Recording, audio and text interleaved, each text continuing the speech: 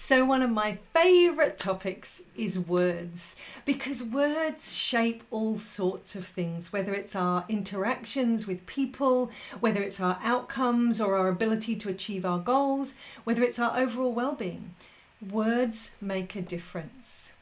Now, I don't know if you've ever thought about it, but language is an amazing thing. There is research that's found really simple things can have a psychological impact, such as if I tell you you can't do something, you immediately want to go, yes, I can.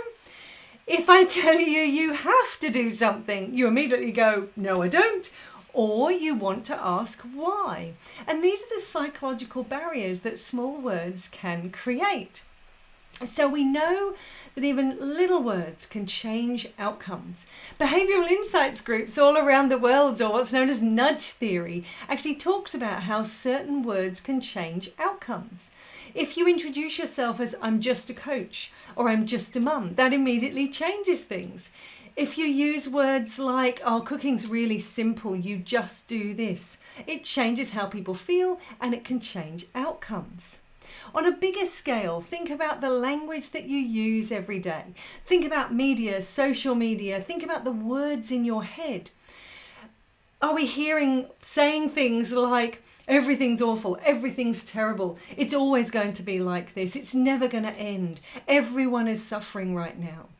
The minute you use words like that, you're creating a holistic element which maybe discounts the fact that maybe everyone isn't feeling the same. Maybe not everyone is suffering. Maybe it will end, or it's not never or always.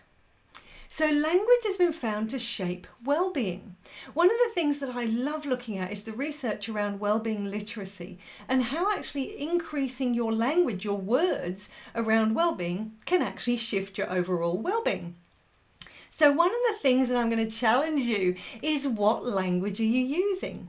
Being conscious in your own mind of the words that you use, the language that you use every day in your own head and with the clients that you're working with.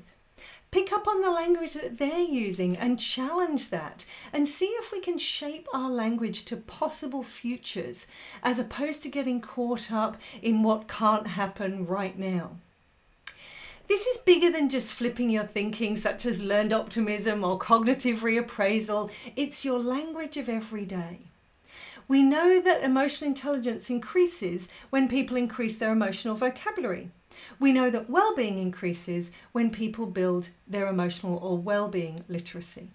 So what are you going to do to build your language and shape words for yourself and for your clients?